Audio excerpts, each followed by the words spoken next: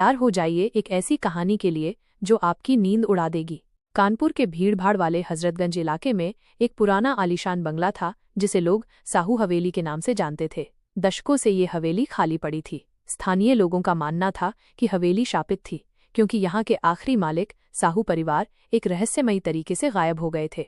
रातों को हवेली से अजीबोगरीब आवाजें आने की बातें की जाती थीं, कभी बच्चों के रोने की, कभी बिट्ठी बजाने की और कभी किसी औरत के धीरे धीरे गाने की।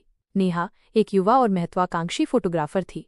उसे पुरानी और वीरान जगहों की तस्वीरें लेने का शौक था। कहानियों और अफवाहों के बावजूद साहू हवेली की रहस्यमयी खामोशी उसे अपनी ओर खींचती थी। एक तूफानी रात जब बारिश जोरों पर थी और बिजली कड़क रही थी, नेहा ने अपनी कैमरा गियर लिया और हवेली की तस्वीरें लेने का फैसला किया।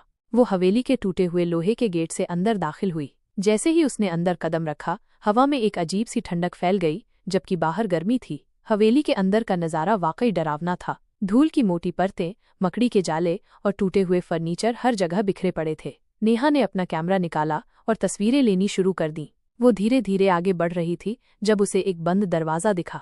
ये दरवाज़ा बाकी दरवाजों से अलग था। ये लकड़ी का नहीं बल्कि लोहे का था और उस पर एक बड़ा सा जंग लगा ताला लगा हुआ था। नेहा को अजीबोगरीब सा खिंचाव महसूस हुआ। उसने दरवाजे की तस्वीरें लीं और तभी उसे लगा जैसे किसी ने उसके कान में फुसफुसाया हो, खोलो। नेहा ने डरकर चारों ओर देखा पर कोई नहीं था। उसने सोचा कि ये सिर्फ उसका वहम होगा। वो आगे बढ़ने लगी, लेकिन उसके मन में उस दरवाजे की उत्सुकता बढ़ती जा रही थी। अचानक एक जोरदार बिजली कड़की और पूरी हवेली एक पल के लिए रोशनी में नहा गई। उस पल नेहा को उस लोहे के दरवाजे के पास एक धुंधली सी आकृति दिखाई दी जो तुरंत गायब हो गई। नेहा का दिल जोरों से धड़क रहा था पर उसकी जिज्ञासा उसे रोक नहीं पाई। वो वापस उस दरवाजे के पास गई।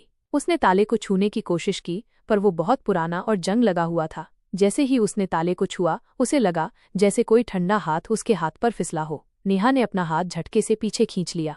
तभी उसने एक हल्की सी खड़खड़ाहट सुनी। ताला हिल रहा था। धीरे धीरे एक अजीब सी आवाज के साथ ताला अपने आप खुल गया। नेहा की आंखें फटी की फटी रह गईं। उसने दरवाजे को धक्का दिया और एक गहरी सड़ी हुई गंध के साथ दरवाजा खुल गया।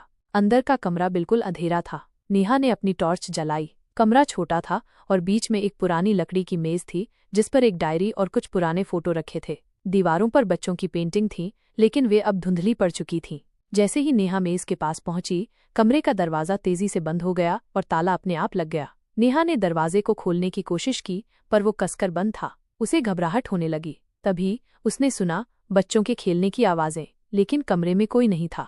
नेहा ने टॉर्च घुमाई। कमरे के एक कोने में एक छोटी सी झूलती हुई कुर्सी थी जो धीरे धीरे हिल रही थी, जैसे कोई बच्चा उस पर बैठा झूल रहा हो। और उसी वक्त उस मेज पर रखी डायरी अपने आप खुल गई। नेहा ने हिम्मत करके डायरी उठाई। वो साहू परिवार की बेटी की डायरी थी जिसमें उसने अपनी खुशी और फिर अपने दुख के बारे में लिखा था। डायरी के आखिरी पन्ने पर लिखा था, मुझे अकेला मत छोड़ना।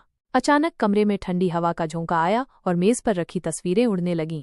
नेहा ने एक तस्वीर पकड़ी। उसमें एक छोटी बच्ची मुस्कुरा रही थी। जैसे ही उसने तस्वीर पकड़ी, उसे लगा जैसे किसी ने उसका हाथ पकड़ लिया हो। उसके सामने वही छोटी बच्ची की धुंधली सी आकृति खड़ी थी जो उसे देखकर धीरे धीरे मुस्कुरा रही थी। उसकी आंखें बिल्कुल खाली थीं।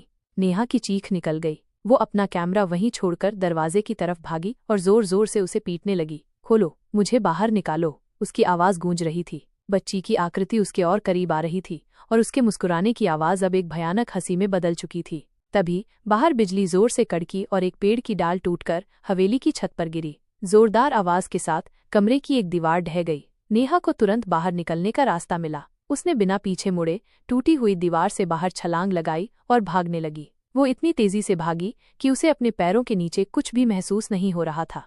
आज भी नेहा उस साहू हवेली के पास नहीं जाती। उस रात की घटना ने उसके अंदर की जिज्ञासा को हमेशा के लिए मार दिया है। वो जानती है कि कुछ रहस्य ऐसे होते हैं जिन्हें बंद ही रहने देना चाहिए। तो दोस्तों, ये थी साहू हवेली के बंद कमरे की वो डरावनी कहानी।